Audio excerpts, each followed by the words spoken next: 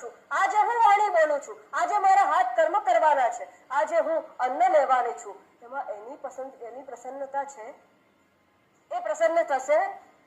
આ સાંભળવાથી એના વિચાર આવશે કે એના વિચારથી વિમુખ થઈશ?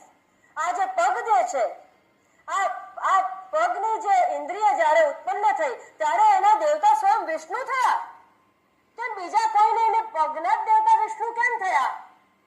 પગના દેવતા વિષ્ણુ એટલે થયા કે બહુ સાચવીને આવજાવ કરજો, આ હું જ્યાં લઈ જાઉં છું આ પગને, વિષ્ણુની મરજી છે, એ પરમાત્માની મરજી છે કે અહીંયા જાઉં? આ વિચાર કરતા આપને કરી દેશે.